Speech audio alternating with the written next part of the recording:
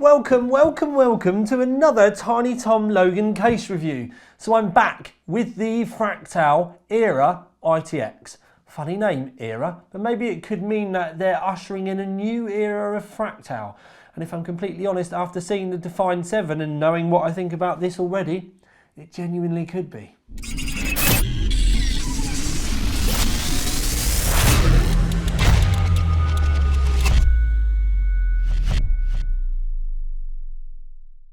So we are still filming at the old place, but we will be going to the new place soon. Let's move them more. Yeah, we'll go over a little bit more. So we'll give you a little glance round. Now the side, the front, or the sides and the rear are all aluminium panels. As you can see as it goes around, you can see that they've got these nice swage lines in them as well.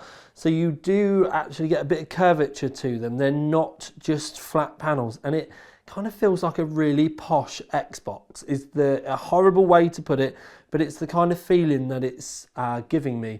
You can see that we've got some side ventilation ports down here and on here, which I'll cover more in a moment as well. You can also see that there are some vents on the bottom as well, which again I will cover in more depth when we get there. On the front you do get your power switch, you get a USB 3.2 Gen 2, so it's a C type. You get a couple of other USB ports further down, and then a headphone microphone combo port down at the bottom. In a effectively very plain and sleek front panel. There are no air ventilation ports there whatsoever, and in reality it's only really at the bottom and possibly the roof where you could get intake, but around the back there is a 92mm fitted fan, which you can see that you can put up and down. And you can also get the gist from this. We've already said it's ITX, but you can see the layout around the back. Single, a normal 2-slot layout. Not a lot of width on the side, as I will cover it in more depth in a moment, but for graphics cards, 2 slots only, no extra width, no extra depth. So you couldn't go 2.5 slots, you couldn't go any extra width, so you wouldn't be able to fit a Strix in here, for example. A lot of other graphics cards you wouldn't be able to particularly use either, but you get the point that I'm trying to make. On the roof, I can spin it round, you can see there's this large mesh panel. Now this large mesh panel can also be replaced with what comes in the box as well, and I should have grabbed this beforehand, but you can replace it with a wooden panel, and the panels snap in with magnets. It's actually a really nice touch. Now this is obviously going to be very low airflow and would probably be for maybe something more in tune with a front room or a very sleek low power office system or something like that. But if Fractal had thought about it, they could have made some slightly bigger standoffs, and if the wooden panel stood out a little bit further, I think you'd probably get enough airflow in there to be able to support a high-end system as well. But, you know, that could be something that you guys could do at home as a part of a project or something. Now, the use of magnets is quite, there's a lot of it, if I'm honest. But the roof panel is magnets as well. And the thing that I do need to kind of stress about the roof panel is it is magnets, but you can already see there, as I spin it round, that there's room to fit an AIO at the top. There's plenty of room there to put a 240. 240 in an ITX case as well. That's quite unheard of. But I will cover that in more depth in a moment. But as you can see, we can easily put the magnetic panel in the roof again, and then we can put the other panel back in there as well. Easily snaps in with magnets, really easy, lemon squeezy. I actually really like that. So we'll go round the back of the case first. You pull the panel from the top and then you lift up, and it's a complete reverse to fit.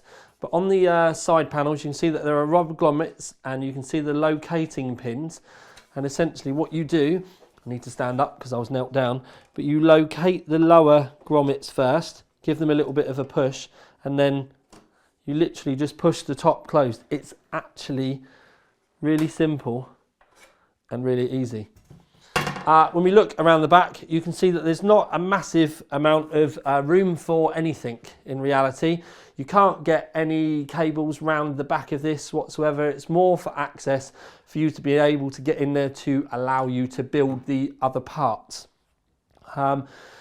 There is just kind of, that's pretty much it. You've got the large section here, and then you've got the 2 grommet holes.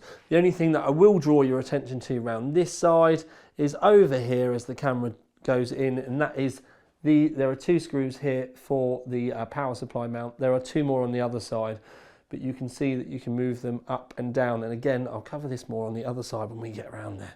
Spinning around to the business side of the case, I've opened it up. You can see that we have some meshing over the grills here because this is the ventilation holes that I said to you about, but they do come with dust filters, which is a nice touch.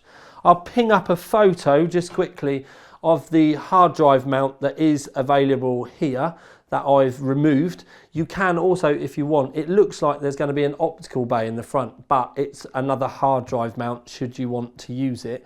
And we've got a SF750 fitted, so a small form factor power supply, but it comes with an SFX mount, and it also comes with a full-size ATX mount as well.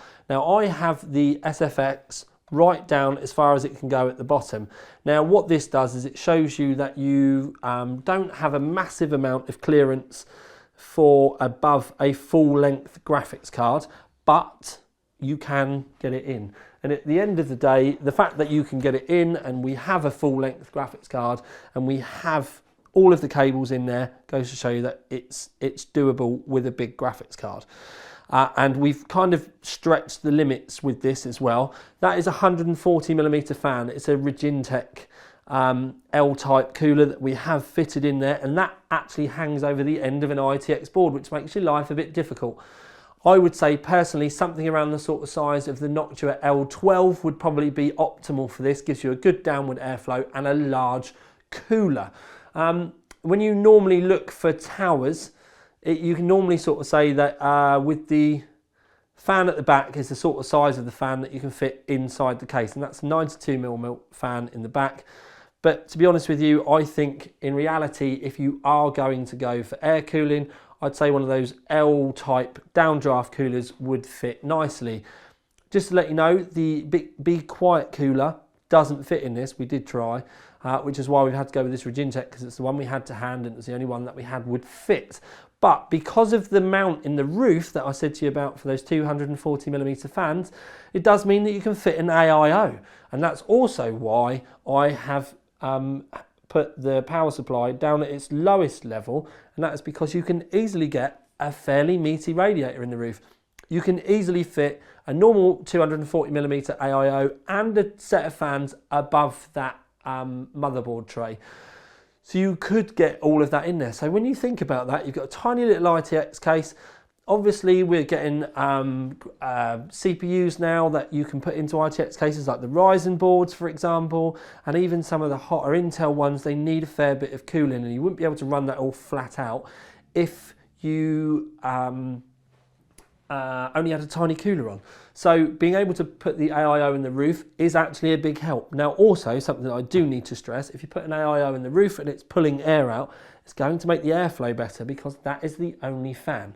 Now we've got a 980 fitted in the bottom of this, and in this configuration with this exhaust, this is the only thing doing the work. The 980 was hitting the NVIDIA 80 degrees limit.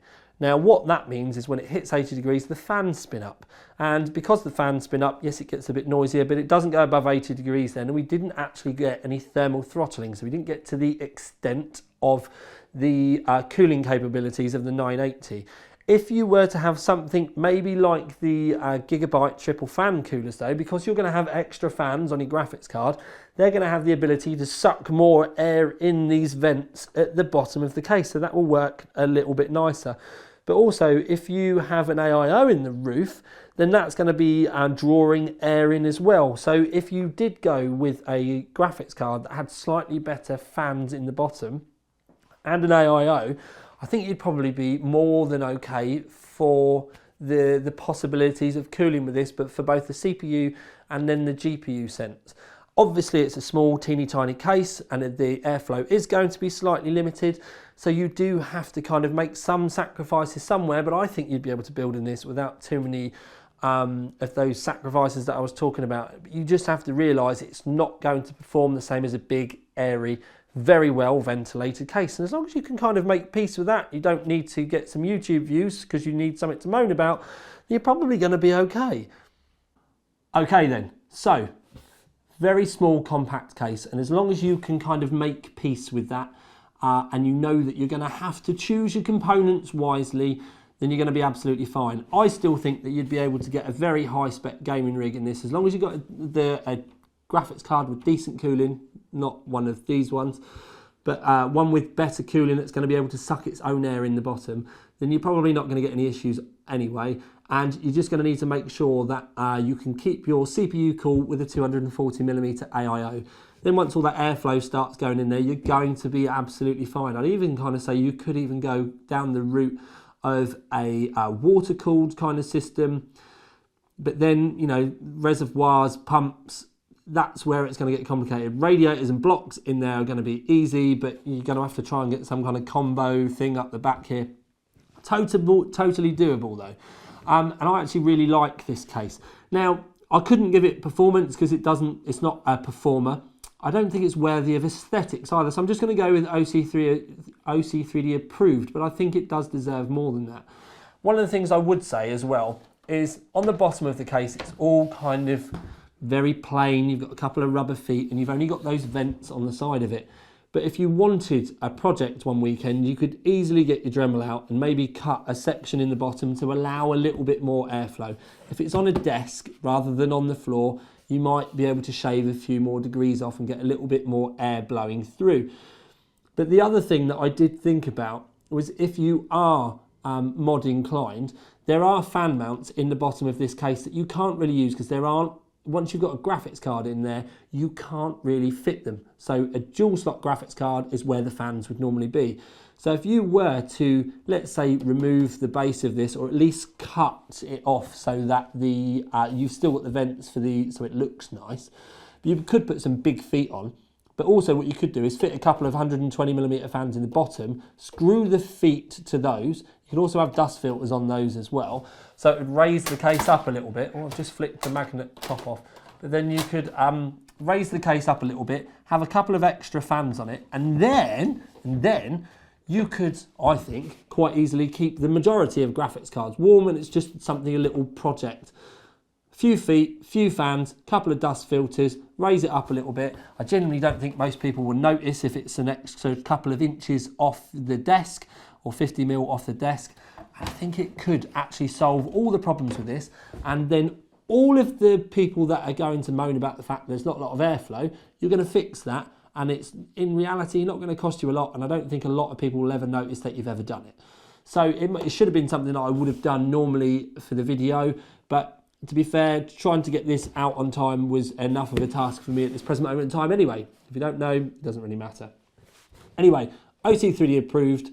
I like it. I see a lot of options to be able to make a great little console-sized gaming rig for your front room, or a really smart office rig, that sort of thing. It's got so many angles that you could go with on it.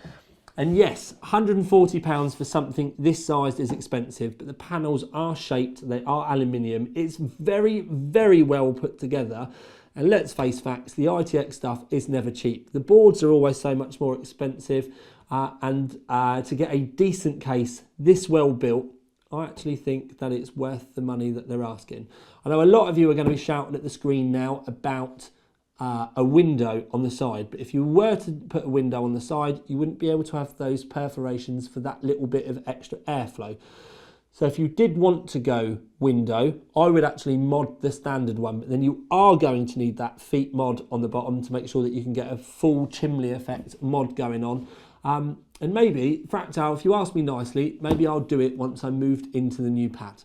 But for now, at least, this is the tiniest one with a very rare, at the moment, video for you out.